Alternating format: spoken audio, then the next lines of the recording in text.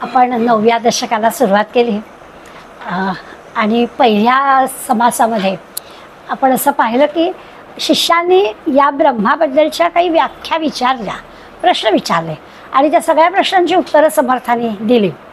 पण ती देताना कशी दिली तर आपण तेही पाहिलं होतं की 1, 3, 5, 7, 9, 11 या सगळ्या विषम संख्यांमध्ये प्रश्न विचारले आणि 2, 4, 6, 8, 10 या सगळ्या समसंख्या असणाऱ्या अवयांमध्ये त्यांनी उत्तरं दिली.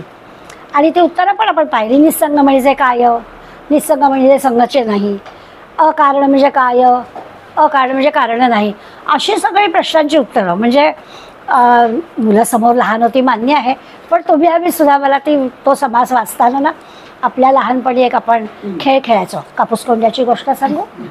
आणि प्रत्येक वेळेला अगदी आपल्या चिकाटीची परमसीमा की काहीही जाईल, बोलत का रे कापूस कोंड्याची गोष्ट सांगू, हसतेस काय कापूस कोंड्याची गोष्ट सांगू, तशी उत्तर वाटली.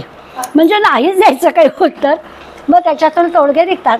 आम्ही लहानपणी खेळायचो. आमचा एक भाऊ होता, त्याला एकदा म्हटलं आज तुला मी विचार कापूस कोंड्याची गोष्ट, त्यांनी पाढे म्हणायला सुरुवात केली.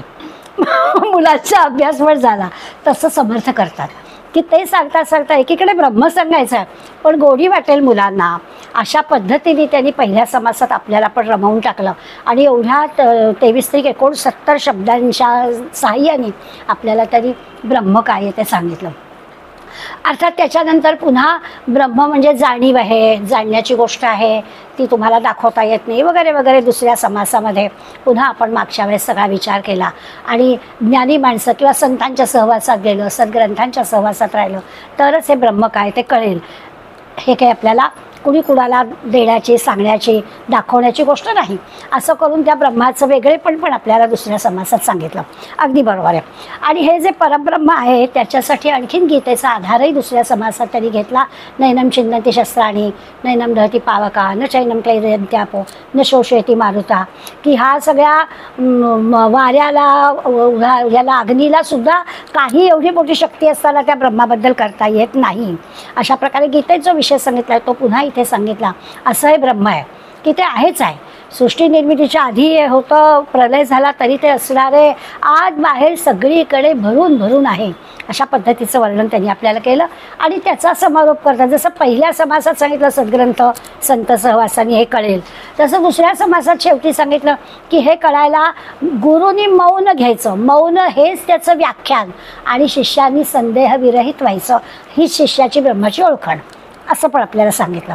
असा हा ब्रह्माचा आपला अभ्यास चालला आहे. आता पुन्हा तिसऱ्या समासामध्ये नावच समासाचं आहे निस्संदेह. आता आपल्या मनातला या ब्रह्माबद्दलचा जो काही संशय आहे तो समर्थ पूर्णपणानं काढून टाकणार आहे.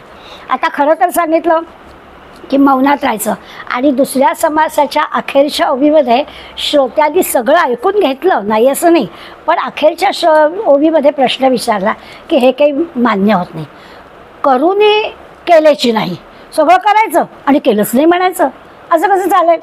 श्रोत्यांचा प्रश्न बरोबर आहे की जे सगळं आपण करू, जसं महिनाभर काम केलं आणि 1 तारखेला पगारच आला नाही, चालेल.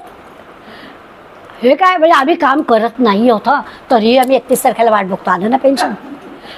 काम न करता सुद्धा आमचं पेन्शन आलं पाहिजे असं असणारी माणसं काम करून सुद्धा केल्याची नाही, हे कसं काय चालेल.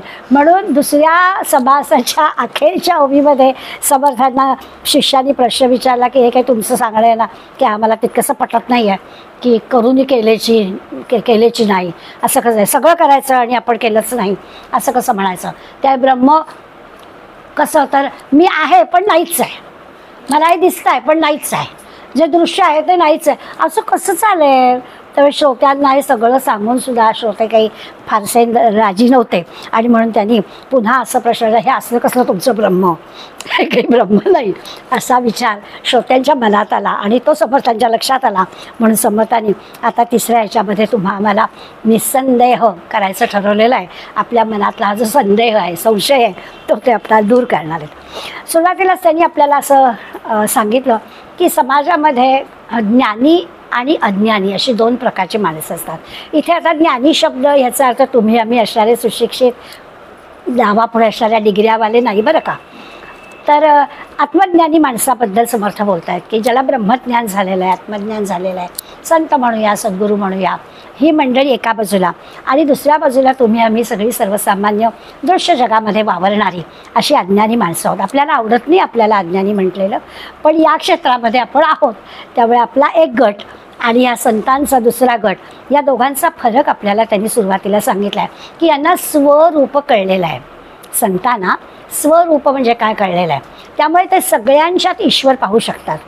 आपण संतांचे अनेक निर्वाळे देऊ शकतो ह्याच्यासाठी की खरोखरच तुकारामांना स्वतःची मुलं आणि दुसऱ्याची मुलं हा फरकच नव्हता. तुम्हा आम्हाला सगळं चांगलं कळतं, आपण दुसऱ्याचा मुलगा चुकत असला तरी काही मर्यादेपर्यंत त्याला फार तर सांगू, पण पुढे म्हणून आपल्याला काय करायचं आहे, त्याचे आईवडील बघतील बाबा, हा आपला भाव आहे, चुकीचा नाही आहे, कारण आपल्याला अनुभव तसे असतात. पण संत त्या परिणामांचा विचार करत नाहीत, ही माझीच मुलं आहेत असं समजून वागतात. अशा पद्धतीनं वेगळेपणा काय तो आपल्याला लगेच कळतो, पण तसं वागण्याची हिंमत आपल्यामध्ये नसते. त्यामुळे आपण नाही तसं करत, संत करतात. संतांमध्ये अपपर भाव नाही आहे. आत्मज्ञानी माणसाला स्वरूप कळलेला असतो, त्याच्यातला पण ईश्वर कळलेला असतो, आपल्याला तो कळलेला नसतो.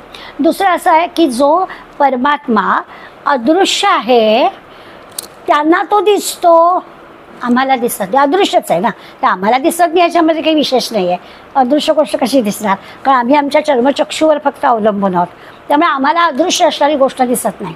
जे नाहीच आहे ते दिसणार कसं असं आम्ही लगेच म्हणतो. त्यांना ते दिसतं, जे अदृश्य आहे तेही त्यांना दिसतं. दुसरं असं होतं की हे जे संत आहेत यांना अज्ञानी माणसाची चांगली कल्पना असते, त्यामुळे ते आपल्यावर रागवत नाहीत. त्यांना अज्ञानी माणूस कसा आहे त्यांना माहीत असतं, आपलेच बांधव आहेत, आपलेच आहेत. आणखीन एक बारीकसं असतं, समर्थ म्हणतात की हे जे आत्मज्ञान त्यांना झालेलं आहे त्यांच्या पूर्वीची त्यांची जी स्थिती होती ती आमच्यासारखीच होती. त्यामुळे त्यांना अज्ञानी माणसाची कल्पना असते, अज्ञानी माणसावर ते रागवत नाही आहेत. याच सगळ्यांबरोबर आपल्याला त्याच अज्ञानी लोकांना निस्संदेह करून ज्ञानाकडे न्यायचं आहे याची त्यांना पूर्ण कल्पना असते. त्यामुळे संत मंडळी जी आहेत, आत्मज्ञानी जी मंडळी आहेत, ती तुम्हा आमच्यावर रागवती तितकंच नाही, तर त्यांना या सगळ्या अज्ञानाची कल्पना असते की ही माणसं असं का वागतायत. तर ते आपल्यावर त्यांना माहीत आहे की ह्या अज्ञानाकडून ज्ञानाकडे गेलं की ह्यांना पण ह्याचं सगळ्याचं आकलन होईल. अर्थातच स्वाभाविक आहे की आपण आपल्या सगळ्यासारख्या सगळ्या मंडळींना या ज्ञानी माणसांबद्दलची कल्पना नसते. आपण म्हणतो संतांचं ठीक आहे हो, त्यांना चालू दे, आणि म्हणून मग संतांना त्रास देणारी पण लोक पुष्कळ आहेत, कारण त्यांच्यामध्ये असणारं हे जे की आत्मज्ञान आहे हे अज्ञानी माणसाला ओळखताच येत नाही ना. म्हणून मग नाथांवरती थुंकणं काय, तुकाराम बुवांना काटेरी ह्यांनी मारणं काय, हे सगळे प्रसंग काय सांगतात की ह्या ज्ञानी माणसाचं असणारं जे आत्मज्ञान आहे, सर्वांमध्ये ईश्वर बघण्याची जी काही दृष्टी त्यांना मिळालेली आहे ही ओळखताच येत नाही तुम्हा आम्हाला. मग आम्ही त्यांना आमच्यासारखंच समजतो आणि आमच्यासारखं समजून त्यांना आमच्यासारखीच शिक्षा पण देतो, पण ते नाही आपल्यावर रागवत. त्यामुळे अज्ञानी माणसाला ज्ञानी माणूस पण ओळखता येत नाही, तुम्हा आम्हाला संत ओळखता येत नाहीत. ज्ञानी माणूस जेव्हा आपला अनुभव सांगतो ना तेव्हा तो अज्ञानी माणसाला कळावं अशा भाषेत सांगतो.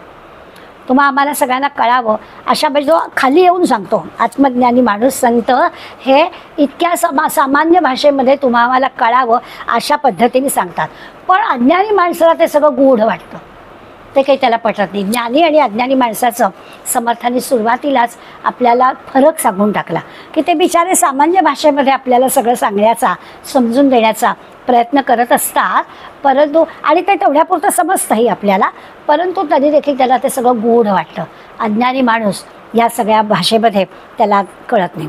आणि म्हणून मग आत्ता असं झालं की एवढ्या पहिल्या 2 समासामध्ये ब्रह्मज्ञानाबद्दल एवढी सगळी माहिती सांगून सुद्धा शेवटच्या ओवीमध्ये श्रोता असं म्हणतो, करूनही काहीच न करावे, असं कसं काय जमावं, असं म्हणून त्याला संभ्रम पडला आहे, संशय मनामध्ये आला आहे. आणि स्वाभाविकच त्याचा आता संशय समर्थ दूर करणारे, करावे पण केलेची नाही.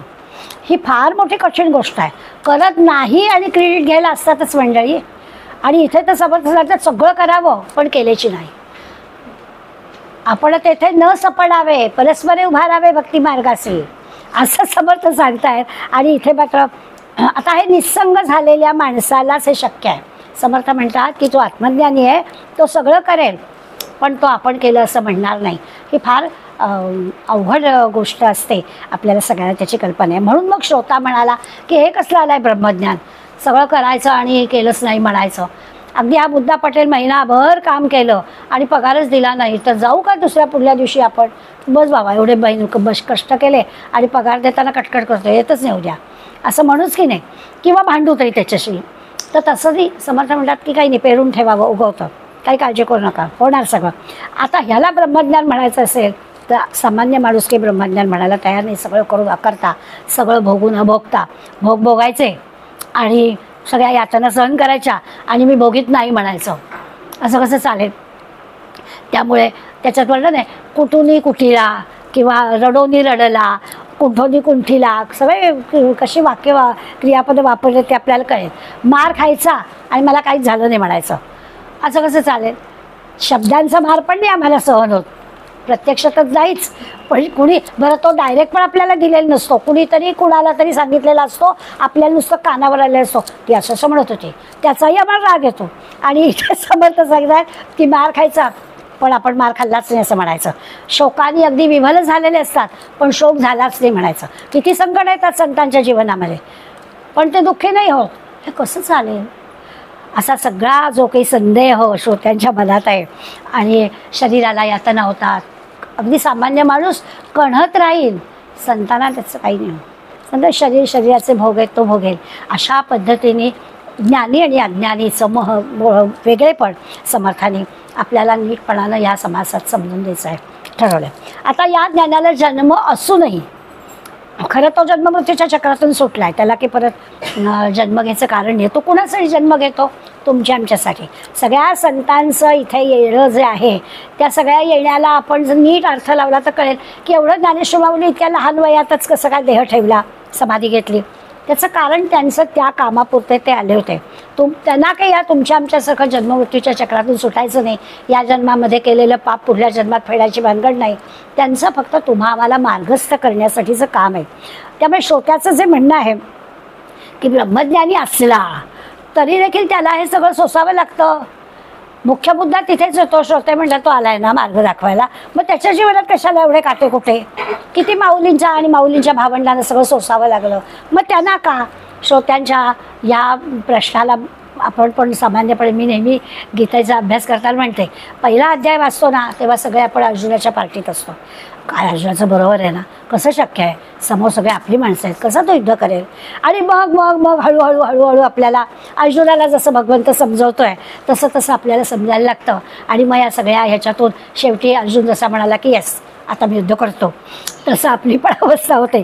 तसं इथे पण आहे की आपल्याला हे पटतं की त्यांना पण संकट कशाला भोगायला, ते आलेत ना मार्ग दाखवायला, मग त्यांनी सुखाने छानपैकी त्यांनी सुखात राहावं आणि सुखाचा मार्ग श्रोत्यांना सामान्य मंडळींना दाखवावा. पण तसं नाही घडत. ते काट्या कुठेच त्यांच्या पंथी असतील तरच त्यांच्याबद्दल आपल्याला आपलेपणा वाटेल, नाहीतर सगळे सुखात आलेले असतील तर आपण कशाला त्यांच्याकडे बघू. त्यामुळे ते सगळ्या प्रकारच्या यातना, सगळ्या प्रकारचे दुःख, शारीरिक मानसिक सगळं सहन करतात. आपण नेहमी नाथांचं उदाहरण घेतो की नाथांनी उत्तम संसार केला. त्या प्रापंचिक तुम्हा आम्हाला ना सगळ्या संतांमध्ये नाथ जरा जवळचे वाटतात, कारण त्यांनी छान प्रपंच केला आहे. नाथांच्या प्रपंचात दुःख नव्हती का? होती. मुलगा एवढा वेदांती होता पण घरातून निघून गेला बायका मुलाला घेऊन काशीला, कारण नाथांचं वागणं त्याला पसंत नाही. नाथ सगळ्यांच्यात मिसळतात, जातीभेद मानत नाही, कुणाच्याही झोपडीत जेवायला जातात, सोळवळं मानत नाहीत, आपल्या घरी कोणीही बोलावतात, श्राद्ध पक्षाला सुद्धा दारात असेल त्या माणसाला जेवायला घालतात. हे त्या वेदांतीला मान्य नव्हतं आणि म्हणून तो निघून गेला होता. होतं की नाही दुःख. रोज गिरिजाबाई जेवताना डोळ्यातनं अश्रू काढायच्या, आपलं पोरगं लांब आहे. आणि बरं त्या काळामध्ये, आता तर ठीकच आहे, आता सगळं जग जवळ झालेलं आहे, पण त्या काळामध्ये कुठे म्हणतात तसे पैठण आणि कुठे काशी, म्हणजे वर्षोदिवर्षात भेटीचा संबंध नाही, सगळा पायीच प्रवास असायचा. त्यामुळे त्यांनी मुलाचं हे जे काही दुरावणं होतं ते सहन केलं आहे की जावई सुद्धा बाहेर खाली निघाला आहे नाथांचा. म्हणजे आजच आपल्याला ही सगळी दुःख सामान्य माणसांच्या जीवनात आढळतात आणि संतांच्या नाहीत असं काही नाही आहे. संतांच्या जीवनात पण अशा प्रकारची दुःख ती का आहेत, तरच आपल्याला संत आपले मार्गदर्शक आहेत हे पटेल, नाही तर आपल्याला पटणारच नाही. या अर्थाने समर्थ सांगतात की सामान्य दृष्टीनं विचार केला तर हे कसं शक्य आहे असं वाटणं स्वाभाविक आहे, परंतु समर्थ त्याला उत्तर देत आहे. आणि उत्तर असं दिलं आहे की आपल्याला उंच झाल्याशिवाय हे कळणार नाही. ज्ञानी ओळखावा ज्ञानेश्वरे, योगी ओळखावा योगेश्वरे, महाचतुर तो चतुरे ओळखावा. तुम्हाला खरंच संत जर ओळखायचे असतील तर नुसती चरित्र वाचून आपण आहोत त्या पायरीवर राहून नाही ओळखता येणार. आपण आपल्याला उंच केलं पाहिजे, तर आपल्याला त्यांचं चरित्र समजेल. म्हणजे एकाच ओळीमध्ये समर्थाने सांगून टाकलं, तुम्हाला ज्ञानेश्वर म्हणून ओळखायचं ना, ज्ञानी व्हा. ज्ञानी होऊनच ज्ञानेश्वर कळतील.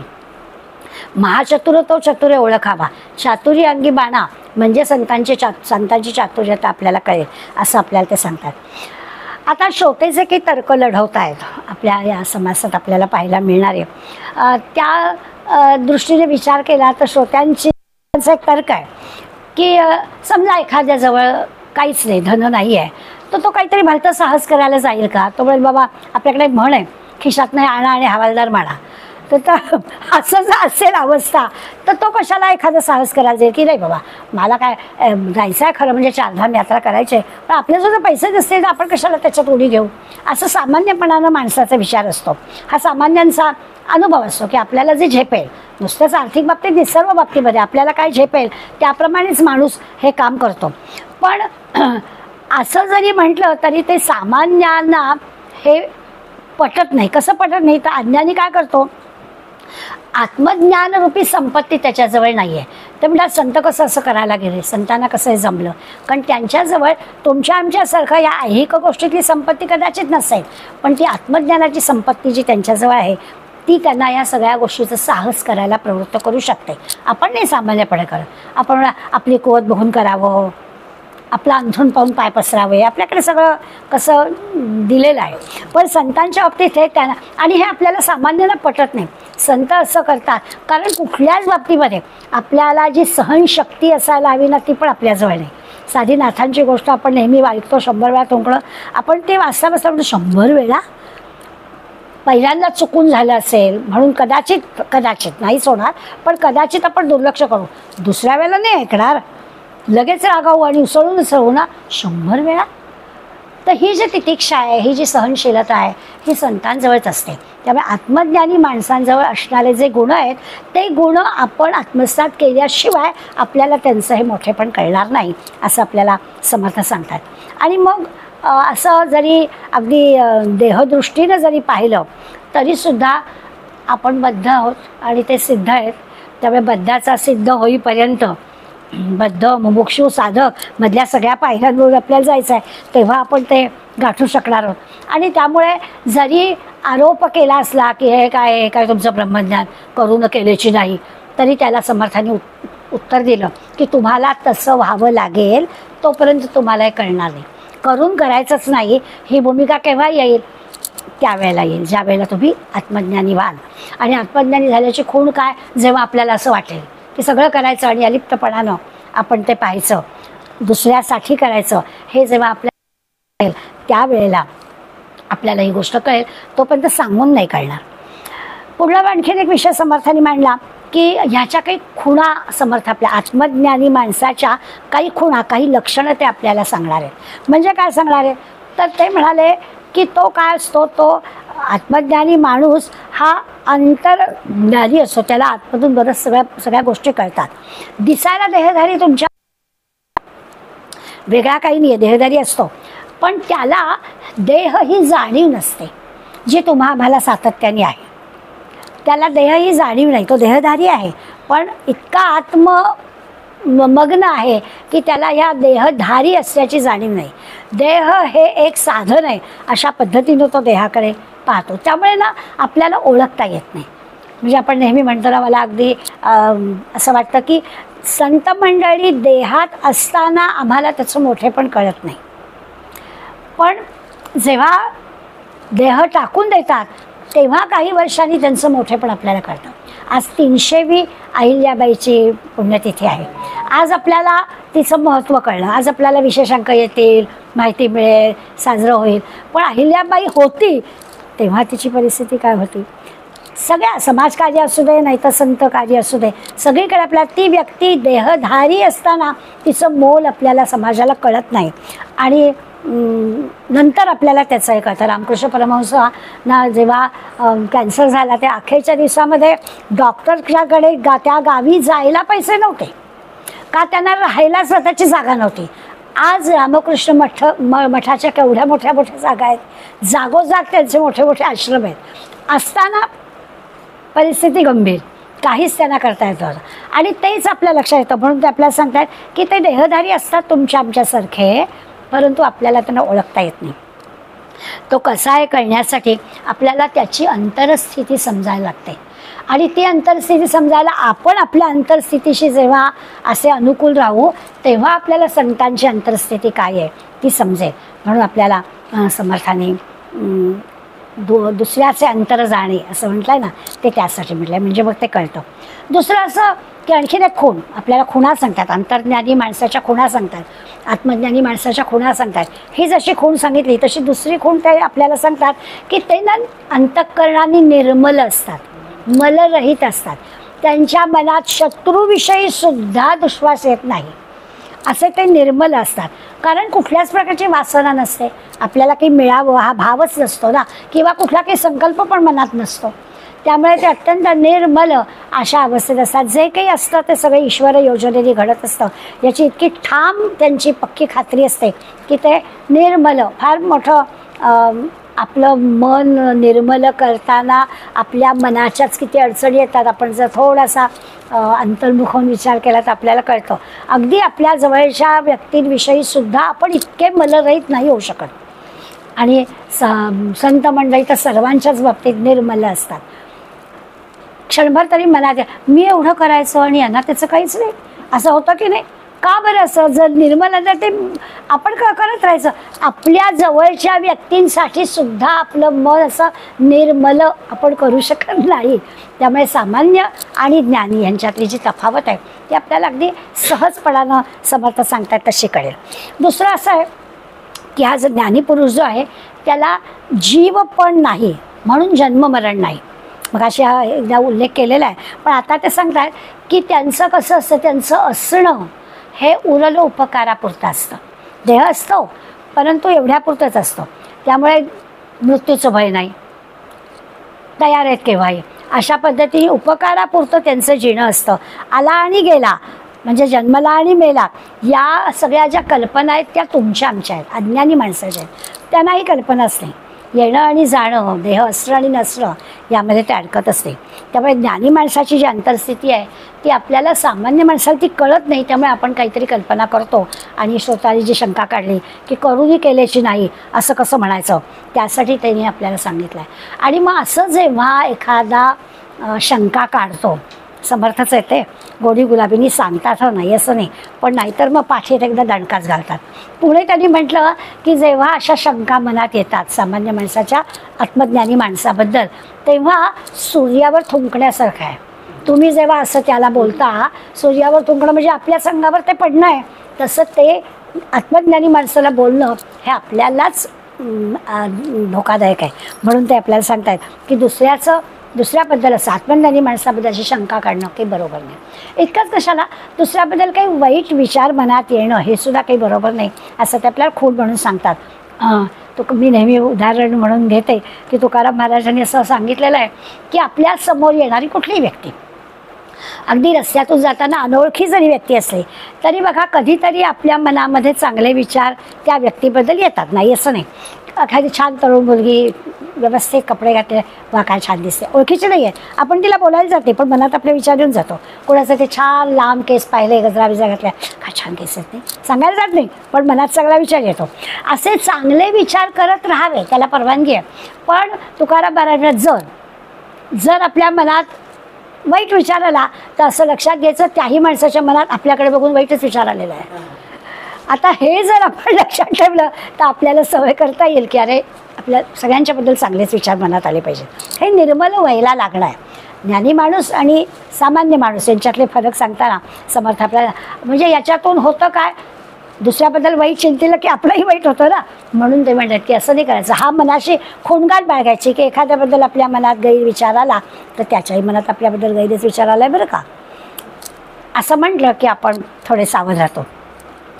दुसरं असं त्यांनी म्हटलं की एखादा जो कर्तृत्ववान किंवा थोर पुरुष आहे, त्याचं जर आपल्याला त्याचं कर्तृत्व, त्याचा थोरपणा आपल्याला जर समजला तर आपल्याला जरा बरं वाटतं. जसं आता आपण सगळेजण 4 तारखेची वाट बघतोय, 4 तारखेला काय व्हावं, आपल्या सगळ्यांना जे वाटतंय तसं व्हावं असं आपलं स्वाभाविकच इच्छा आहे.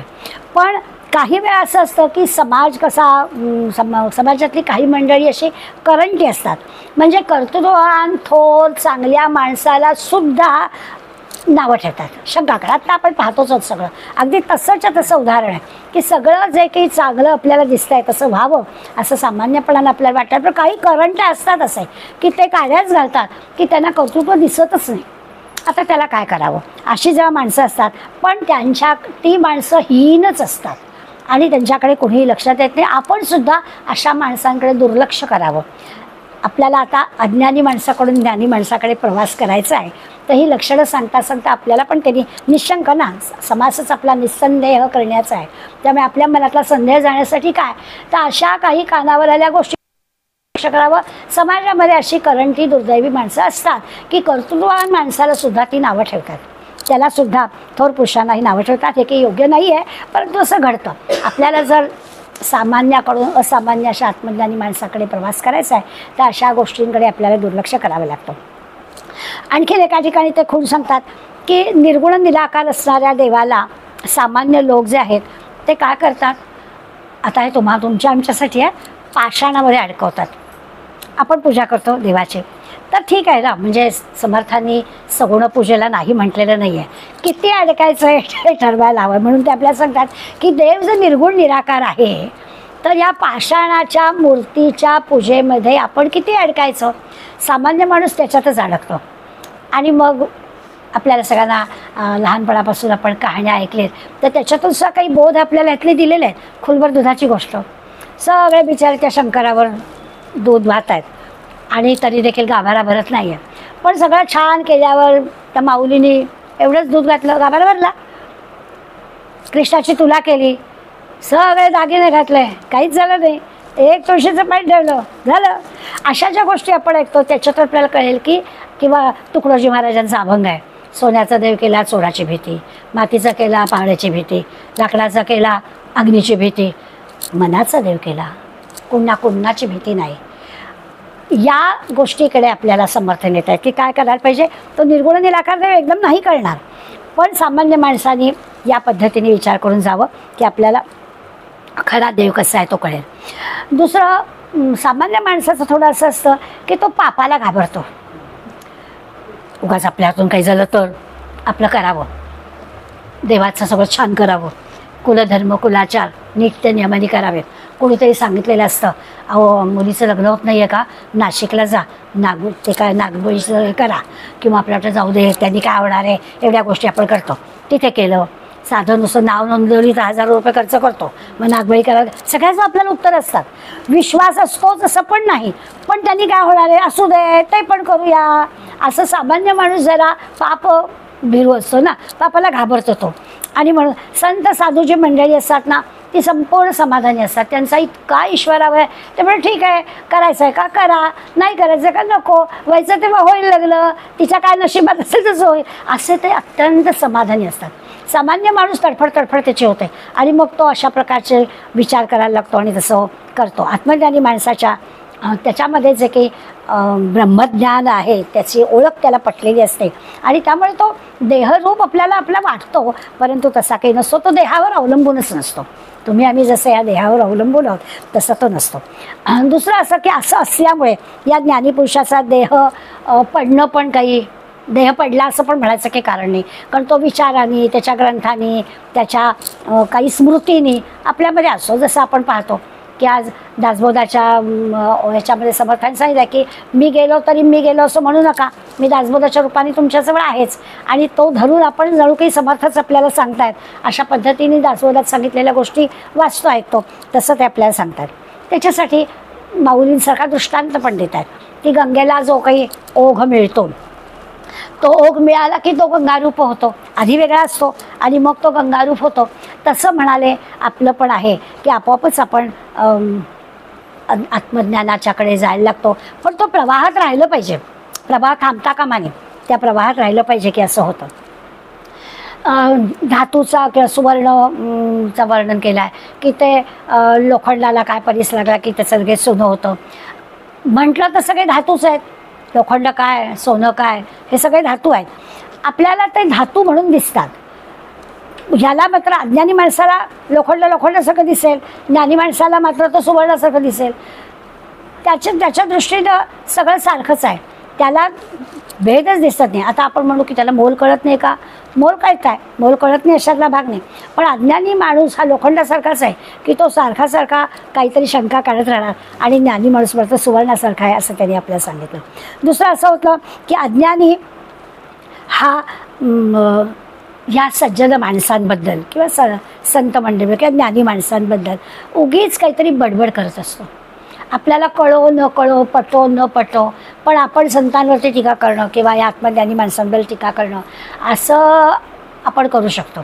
मी आपलं गमतीनं सांगते की एला दासबोधातले काही हे होते, तर माझी एक मैत्रीण मला म्हणाली, मीरा काय चाललं आहे तुझं हल्ली, तुझा तो दासबोध हे करत असशील ना? तर मी म्हणाले की हो. नाही, आम्हाला तो रामदास होता 10 मार्काला. मला जरा क्षणभर वाईट वाटलं की काय आहे अशा पद्धतीने. आता हे जे काही आहे ते सामान्य माणसाचं असं बोलणं असतं, कारण त्यांना त्यांची उंचीच कळलेली नसते. पण जर का त्याचा विचार केला तर आपल्या लक्षात येतं की हे असं, ही जी बडबड आहे, वाचाळपणा आहे, हा काही योग्य नाही आहे. समर्थांनी त्याचं वर्णन करताना सांगितलं आहे की एखाद्या माणसाच्या डोक्यात ताप शिरला की तो कसा बडबडतो तसं तो माणूस बडबडतो, म्हणून सोडून द्यावं, त्याचं पुन्हा राग नाही हवं. मी असं म्हटलं की मला वाईट वाटलं, ते पण नाही वाईट वाटलं कामा की ताप शिरला, त्याच्या पिछाची काय चूक आहे? डोक्यात ताप शिरला तर बडबडतो, तसं याचं होतं आहे असं समजावं आणि सोडून द्यावं. अशा पद्धतीने ज्ञानी माणसाकडे कशा दृष्टीने पाहावं ते आपल्याला सांगतात. होतं असं की ज्ञानी जो असतो तो निर्भय असतो, आणि आपण सामान्य मंडळी जी आहोत ती थोडेसे आपण भय म्हणजे वाटतं आपल्याला, प्रत्येक गोष्टीची भीती आपल्याला वाटते. आता मग जर का भय वाटणारे आपण आणि निर्भय असणारा तो, हे सारखे कसे असतील? स्वाभाविक आहे ना. मग याचा अर्थ आपली भीती दूर झाली पाहिजे, आपण निर्भय बनलं पाहिजे, एक एक गुण आत्मसात करण्याचा प्रयत्न केला पाहिजे. मग निर्भय आणि भय काय? तर आपण शंकेने आपण भय वाटतं आपल्याला. मग नेहमीचं माऊलींचं उदाहरण देतात की दूरवर झाडाची मुळीच आहे, झाडाची फांदीच लोंबकळते, त्याला पानं बिनं नाही आहेत, पण आपल्याला साप आहे का काय? संदेह, शंका मनामध्ये. ज्ञानी माणूस म्हणतो नाही, बॅटरी आणा, चला जरा जवळ जाऊया, बघूया, मग लक्षात अरे फांदीच आहे. हा नेहमीचा देणारा ज्ञानेश्वर माऊलींचा हे आहे, दाखला आहे. तो ते आपल्याला देऊन सांगतात की काय होतं, तो भयरहित आहे, तो त्याच्यातून मार्ग काढतो. आपण सामान्य माणसं 4 पावलं दूरच, काय करायचं आहे, काहीतरी वाटतंय बी, बघूया, दुसऱ्यांनी करावं काय करायचं असेल ते, आम्ही आपलं मागेच उभे राहणार. ते आपलं भय दूर झालं पाहिजे. व्यवहारात जसं दूर झालं पाहिजे तसं या पण क्षेत्रामध्ये दूर झालं पाहिजे असं ते आपल्याला सांगतात. सामान्य माणसं मात्र या अशा गोष्टींना घाबरतो, जसं पापाला घाबरतो म्हटलं तसं सगळीकडे घाबरतो, आणि त्यामुळे तो बिचारा पुढे जातच नाही. सगळ्या समर्थांनी किंवा सगळ्याच संतांनी सत्पुरुषाचं सगळं वर्णन छान केलेलं आहे. जसा भोगू न भोगता, करू न करता, असं मागच्या समासात सांगितलं तसं आपल्याला सांगितलं आहे. म्हणजे एका अर्थाने जरा वेगळ्या भाषेत बोलायचं झालं तर आपण कसं करायला हवं आहे आपल्याला आवडणार नाही. करून सरून नामानिराळा, हे वेगळ्या अर्थाने आपण लोकांना बोलतो की सगळं करायचं आणि नामानिराळायचं, वाईट गोष्टी नाही. पण इथे तसंच आहे बरं का, सगळं करायचं आणि नामानिराळं राहायचं असं म्हटलं आहे. तर ज्ञानी माणसांच्या या सगळ्या गोष्टीला ज्ञानी होऊनच ओळखता येईल, नाही तर नाही ओळखता येणार. सामान्य माणसाला यांची ही जी बाह्य तुमच्या सगळे देहदारी असलेली गोष्ट पाहून यांचं महत्त्व आपल्याला कळणार नाही. त्यामुळे बद्ध आणि सिद्धमधला जो फरक आहे तो जसा जसा कमी होईल तसं तसंच आपल्याला ज्ञानी माणसाची खरी ओळख पटेल असं सांगतात. आणि म्हणून संत सज्जनांबद्दलचे गैरसमज मनात आणू नये, त्यांच्याबद्दल शंका घेऊ नये असं समर्थ आपल्याला सांगतात. पुष्कळांच्या बाबतीत असं होतं, त्याचा आपण ना सातत्यानं विचार केला पाहिजे. मध्यंतरी मी कदाचित बोलले असेल, शिवथरगळीमध्ये दासबोध जन्मोत्सवाला मी गेले होते.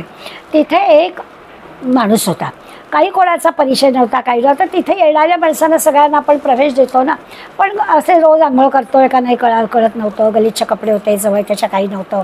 आणि काही तो कुणाच्या अध्यात्मात नव्हता, कुणाकडे काही गैरनजरी बघत नव्हता. वेळ झाली की त्या जेवायच्या तिथे यायचा, जेवायचा, निघून जायचा. पण तुम्ही आम्ही सगळे सॉफिस्टिकेट. आणि आपल्यामधला तो माणूस वेगळा कळला, जो तो एकमेका. लक्षात ठेवा, कोण आलाय कोण जाणे, कोण आलाय कोण जाणे. काही त्याचा खरा त्रास नव्हता. म्हणजे काही त्रास दिला असता ना तर खरंच त्याला खाली काढला असता, पण नव्हताच त्याचा काही त्रास. मी सारखे त्यांनी काही केलं आहे का बरं. तो पुन्हा अन्न घ्यायला पण येत नव्हता. एकदा घेऊन जायचा, कोपऱ्यात बसायचा, जेवायचा, त्याचे राहणीमान मात्र गलिच्छ होतं. ही गोष्ट खरी आहे की रोज तो आंघोळ, काय कपडे नव्हते त्याच्याजवळ, असं सगळं होतं. आणि खूप 2-4 दिवस झाल्यावरती माझ्या मनात आलं की गजानन महाराज होते, पत्रावळीवरचे शीतळ हे करत होते. त्यावेळेला सगळी दुनिया असंच म्हणत होती, पण कुणाला तरी वाटलं की अरे हे का माणूस काहीतरी वेगळा आहे. आणि मग बदललं की सगळं. आज म्हणतात तसं त्यांच्या नावाने अन्नछत्र चाललेली आहेत, काय कमी आहे. पण आपल्याला ओळखता येत नाहीत संत. आपण लगेच त्याच्यावर टिकमार्क करून टाकतो. त्यामुळे संत सज्जनांना ओळखणं ही फार मोठी कठीण गोष्ट आहे, ते आपल्याला सांगतात. आणि मग मला कधी कधी असं वाटतं की म्हणजे गजानन महाराज जेव्हा होते तेव्हा त्यांना या सगळ्या आत्मज्ञानी असल्यामुळे ह्या सगळ्या लोकांबद्दल हसू येत असेल. काय ही लोक कशा नजरेने काय बघतायत, कसं बोलतायत, असं त्यांना वाटत असेल ना. त्यांच्यावर काही परिणाम होत नाही, पण ते मनातल्या मनात त्यांना असं वाटतं की कसं आहे लोकांना आपण शहाणं करायचं. जसं असतं ना की समर्थ उदाहरण देतात की साप चावला की ज्याला चावलाय त्यालाच त्याच्या यातना कळतात, बघणाऱ्याला काही कळत नाही. तशा यातना कळत नाहीत. आपण त्याच्या यातना बघून कदाचित हवालदिल होऊ, परंतु खरी यातना त्यालाच कळेल. तसं त्या संतांना आपल्याकडे सगळ्या समाजाकडे बघून काय यातना होत असते. त्या समाज कधी सुधारणार, कसा असा सगळीकडे ईश्वर बघावा सांगतोय कसं. कारण त्यांची अंतरस्थिती सामान्यांना कळत नाही. आणि सामान्यांच्या सुधारण्याची ही जी गोष्ट आहे ती बिचारा त्या अंतर्ज्ञानी माणसाला मोठा हास्यास्पद वाटते की हे सगळे बद्धच कसे राहणार. त्यामुळे नुसते तर्क करत बसण्यापेक्षा आपण साधू होऊन साधूला ओळखावं असं समर्थ आपल्याला सांगतात. आता सकळ करूनही अकर्ता असं म्हटलं आहे समर्थ. त्या प्रश्न विचारणाऱ्याला असं म्हणतात की आपण काय विचारतोय हेच तुला कळत नाही आहे. असा ज्याने प्रश्न विचारला आहे त्या श्रोत्याला समर्थ सांगतात की तुला नेमकं काय विचारायचं आहे तेच तुला कळत नाही. कारण याच्यामध्ये अनुभव हे प्रमाण आहे. हे जे काही करूनही अकर्ता हे अनुभवसिद्धच आहे. हे अनुभवानेच कळणार आहे आपल्याला, असं कळणारच नाही आहे. ही जेव्हा जीवनमुक्ताची अवस्था प्राप्त होईल ना तेव्हाच ही गोष्ट कळेल की करूनही अकर्ता भोगूनी अभोगता म्हणजे काय येते. ज्ञानाशिवाय आपल्याला कळणार नाही. कारण हा करणारा असा तरी सकळ करूनही अकर्ता, कारण करणारा सगळा भगवंत आहे ह्याची त्याला पक्की जाणीव असते. पण हे प्रश्न विचारणाऱ्या तुला कळणार नाही असं त्यांनी सांगितलं आहे. खरं आहे ते. आपण त्या भूमिकेत गेल्याशिवाय दुसऱ्याचं मोठेपण सुद्धा आपल्याला समजायचं नाही. ती उंची आपल्याला गाठायला हवी.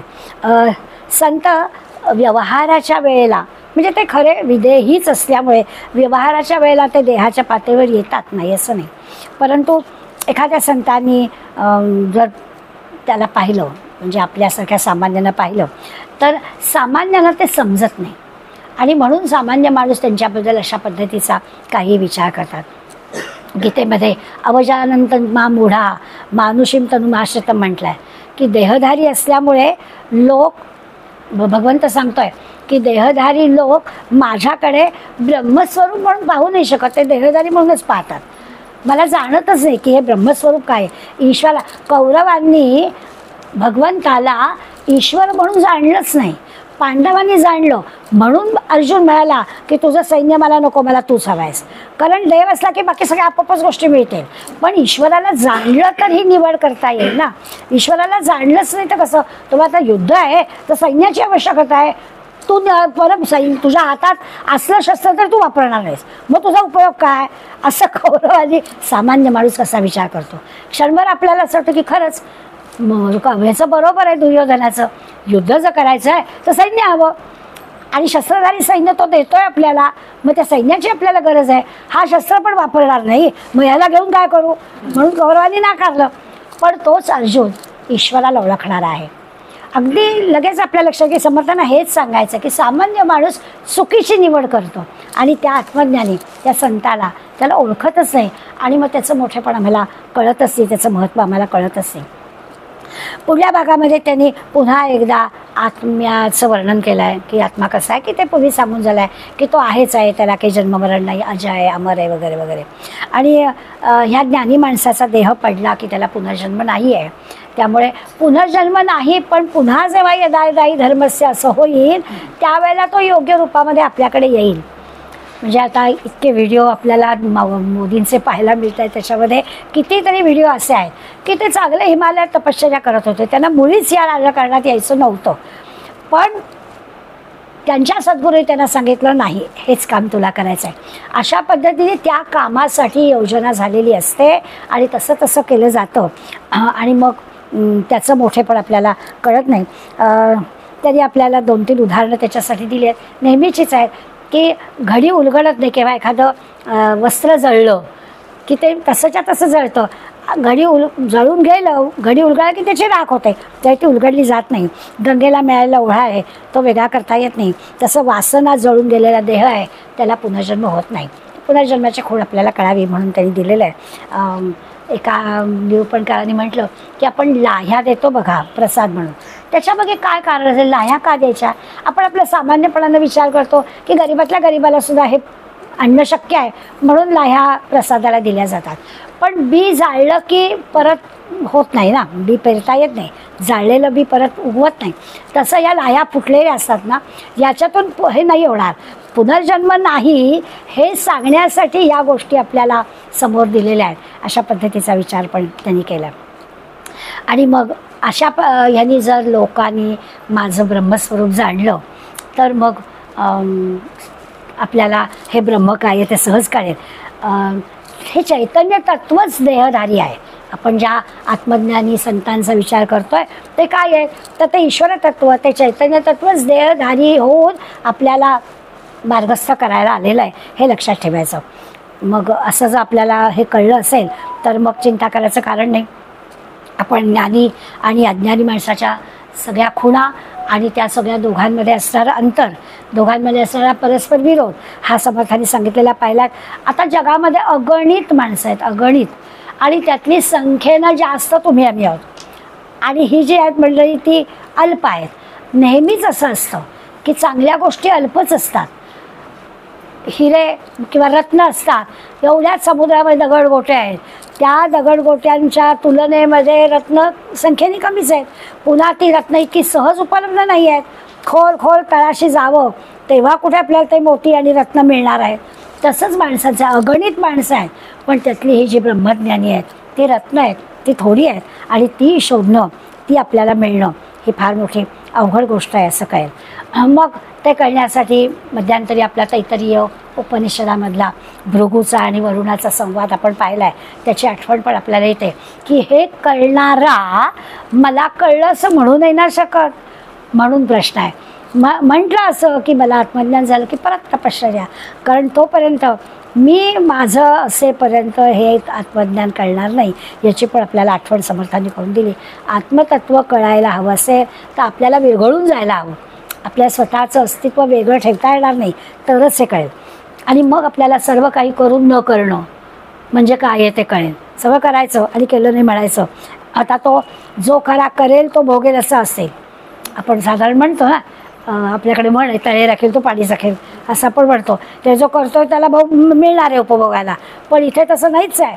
जो करायचं पण उपभोगायचं नाही, दुसऱ्यासाठी करायचं, अशी भूमिका त्याची असते. आणि ही अज्ञानी माणसाला कळणं कठीणच आहे. म्हणून तो असे वेगवेगळे संदेह घेतो. त्या संदेहाचं निशंक त्यांनी आपल्याला केलेलं आहे. तो मुक्ताईचा अभंग आहे ना, जरा ज्ञानदेवा मुक्ताईचं आहे का, त्याच्यामुळे ती मुक्ताई त्याला सांगते की तुम्ही ज्ञानज्योत आहात, तर तुम्ही नाही असं रागावून चालणार. तसं या संतांना कधीकधी आपल्यापर्यंत यावं लागतं. ज्ञानी माणसाला या अज्ञानी माणसाच्या जवळ जाऊन तसं नाटक करावं लागतं आणि मग दाखवावं लागतं की योग्य काय आहे, अयोग्य काय आहे. मग त्या मुक्ताईच्या मुखातून आलं की तुम्ही ज्ञानज्योत आहात, तुम्ही रागावून चालणार नाही, हे जग असंच आहे, असंच होणार आहे, पण तुम्ही नाही रागवायचं.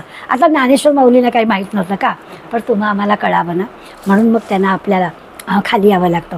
असं श्रोता किंवा अज्ञानी म्हणूया, याला ज्ञानी माणसाची अवस्था कळावी आणि ज्ञानाकडे प्रगती त्याची व्हावी म्हणून समर्थांनी आपल्याला हे सांगितलं आहे. नाहीतर खरं म्हणजे असं आहे की अगदी ज्ञानेश्वरांचंच उदाहरण घ्यायचं म्हटलं तर इतका अपमान आणि इतक्या गोष्टी त्यांनी सहन केल्या. खरं म्हणजे काही गरज नव्हती ना त्यांना, पण हे युगपुरुष जेव्हा अशा गोष्टी सहन करतात ना, त्यांना ते दुःखाने विभलं होत नाही आहेत. ते तुमच्या आमच्यासाठी हे सगळं सहन करतात की इतकं जरी झालं तरी देखील आपण कसं असलं पाहिजे हे आपल्याला सांगतात. इतकं दुःख होऊन सुद्धा ते कुणालाही दोष देत नाही आहेत. आपण पसायदान म्हणतो, त्या पसायदानामध्ये कुठेही बारीकसा सुद्धा उल्लेख नाही आहे की मला असा आम्हा भावंडाला त्रास देणाऱ्याचं सगळ्यांचं भलं व्हावं असं ते वर्णन करून सांगतात. असा हा जो आत्मज्ञानी आहे, जन्म नसूनही जन्म घेतो आहे, जन्माला असूनही तो देहातीत आहे, गुणातीत आहे, तुमच्या आमच्यासाठी मार्गस्थ करणारा आहे, असा जर विचार केला तर या ब्रह्मज्ञानाची आपल्याला सामान्य माणसाला सुद्धा ओळख पडते. सामान्य माणसाला हे सगळं अशक्य कोटीतलं वाटतं, म्हणून या सगळ्या संतांच्या ग्रंथांचा उपयोग आहे. हे आपल्याला पटावं, हे आपल्याला कळावं म्हणून ते आपल्याला सांगतात. आता अशा ज्ञानी माणसाची जी परिस्थिती आहे तो पूर्ण समाधानी आहे. मुख्य खूण ती आहे की आहे त्या सगळ्या अवस्थेमध्ये तुमच्या आमच्या दृष्टीने ते दुःख बिख असतं, ते मात्र पूर्णपणानं समाधानी असतात.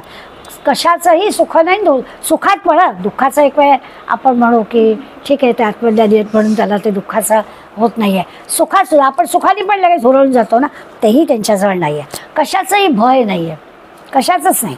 आणि अशा पद्धतीनं ज्ञानी होऊन ज्ञानी ओळखावा असं त्यांनी आपल्याला सांगितलं.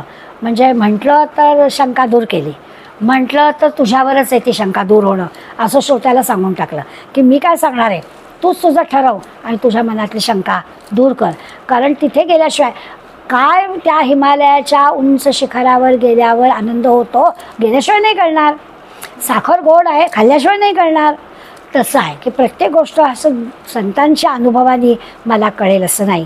ती प्रत्येक गोष्ट मला समर्थ संतान आपल्याला करावी लागेल तरच आपल्याला हे वाटतं. पण आपल्याला संतांच्या ह्या विचारांमुळे आपल्याला ते अशक्य वाटतं, हे मला जमणार नाही, हे मला कळणार नाही, हे माझ्याच्याने होणार नाही असं म्हणून आपण तिथे जातच नाही. त्याच्यासाठी ते आपल्याला सांगतात की आपली कक्षा वाढवल्याशिवाय पुढल्या इयत्तेत गेलं पाहिजे ना, नाही तर आपण आहोत तिथेच राहिलो तर काय त्याचा उपयोग, पुढल्या इयत्तेत जायला पाहिजे म्हणून ते आपल्याला सांगतात. आणि मग सुरुवातीला जे म्हटलं की दरिद्री माणूस साहसच करणार नाही, सामान्य माणूस उगाच भानगडीतच पडणार नाही, तसं नाही. संतांचं ऐकून आपण ते साहस करायला तयार झालं पाहिजे. म्हणजे मग जे आपले आत्ता अगदी असे क्षुद्र वाटणारे जे अनुभव आहेत ते आपले अनुभव बदलतील आणि आपण चांगल्या संतांच्या अनुभवाची कल्पना करू शकू अशा प्रकारचा विचार त्यांनी आपल्याला सांगितला. आणि मग श्रोत्याला निस्संदेह केलं. आता श्रोत्याला निस्संदेह केलं म्हणजे लगेच तो झाला का, तर नाही. श्रोत्यांच्या मनामध्ये अनेक गोष्टी अशा असतात की तो लगेच नाही की ह्या गोष्टीला तयार होत. मग तो काय म्हणतो की ठीक आहे आता हे कळलं खरं मला, म्हणजे शंका घ्यायची नाही एवढंच कळलं, शंका येणार नाही असं नाही कळलं, पण शंका घेऊ नये एवढं आपल्याला कळलं. पण म्हणाले असं होतं की हे जे कथेचं अनुसंधान तुम्ही जे सांगताय ते समर्थ म्हणाले की तू ते तुझ्याशी सावधानपणानं ऐक, त्याच्याशिवाय तुझ्या मनाचा म्हणजे इतकं सगळं सांगितल्यावर त्याचं समाधान झालं असं तो म्हणतोय, पण समाधान झालं असं तरी तो शब्द नाही देत. तो म्हणाला मी प्रयत्न करतो की हे असं असण्याचा. आणि मग हाच विषय पुढे स्पष्ट पुन्हा समर्थ करून सांगतात. कारण श्रोत्यांना तर म्हणते याच्यावर फार फार लक्ष द्यायला लागतं. हं, म्हणजे जसं आम्ही नेहमी म्हणतो की आपल्याला तेवढ्यापुरतं पटतं आपल्याला वाटतं. पुन्हा आपण आपल्या व्यवहारात गेलो की पुन्हा आपल्या येरे माझ्या मागल्या कण्या भाकरी चांगल्या असंच आपलं असतं. तर तसं ते म्हणतात की श्रोत्यांनी हे कळलं असं म्हटलं खरं, पण श्रोत्यांना फार फार याच्यावरती आपल्यावर लक्ष द्यायला हवं. कारण पुन्हा सापशिडीच्या खेळासारखं आपण खाली येऊ ना, तसं व्हायला नको. म्हणून बघता म्हणजे समर्थच विनंती करतायत की तू सावधानपणानं स्वतःशी याचा विचार कर, म्हणजे मग तुला ह्या सामान्याकडून ज्ञानी माणसाकडे जाता येईल. ज्ञानी माणसांनीच ज्ञानी माणसाला ओळखणं शक्य आहे असा समारोप त्यांनी करून श्रोत्यांना निशंक करायचा प्रयत्न केला आहे, परंतु तरी देखील हा सगळा दशकच आपला याच्यासाठी आहे. तर आता ते श्रोत्यांना जाणपण आणण्याचा प्रयत्न करा. आता मनातली शंका गेली, पण आता आपल्याला जाणते पण यायला पाहिजे. आपण यापूर्वी एक समास नाही पुढे यायचं आहे आपल्याला की जाणत्याकडून प्रत्येक गोष्ट शिकावी. म्हणजे काय, कुठल्या आता व्यावहारिक ह्याच्यामध्ये आपल्याला कळतं की एखादी कला आपल्याला आत्मसात करायची तर जाणत्याकडे जावं.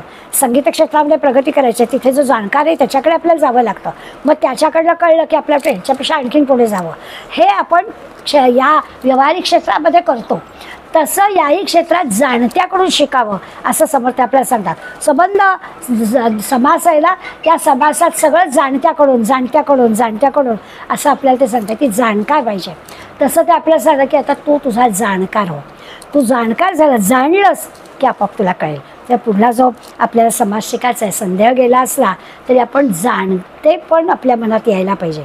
आपण जाणते झालो मग आपल्याला घरात व्यवहारात कळतं, बघ आता तुला कळलं पाहिजे हां, असं आपण ठराविक वयानंतर मुलांना आपण हा डायलॉग टाकतो. आता मी सांगणार नाही, तुला कळतं आहे. समर्थाने अगदी हेच केलं आहे. आता शंका गेली, आता तुम्हाला कळतं आहे, आता काय ते तुम्हीच सांगायचं असं म्हणून श्रोत्यांना त्यांनी जाणतं व्हायला सांगितलं आहे. आणि एकदा आपण जाणकार झालो की मग आपले पुढला प्रवास जरा भरा पडतो. कारण निर्णय क्षमता येते ना आपल्यामध्ये. जाणकार जाणतो होणं म्हणजेच निर्णय क्षमता येणं. निर्णय क्षमता आली की सगळं निर्भयता येणं, भीती दूर होते. त्या ठराविक वयापर्यंत भय असतं प्रत्येक गोष्टीचं. जाणते पण आलं की निर्भयता येते, मग भय वाटत नाही आणि मग आपली प्रगती होते. या पुढल्या समासामध्ये या ब्रह्मज्ञानी माणसाकडे जाण्यासाठीचा सामान्य माणसाचा प्रवास आहे तो आणखीन कसा सुकर समर्थाने केला आहे ते आपण आता खूप साऱ्या ब्रेक नंतर बघणार आहोत. धन्यवाद. तव स्मरण संतत स्फुरणदाया मागडो त्वदीय गुणकीर्तन ध्वनि सुरम्य करणी पडो स्वदेश हित लक्षणा विणबुल कथा लावडो तुझ्या समयी आमुची तनुही देश काळजी पडो. जय जय रघुवीर समर्थ.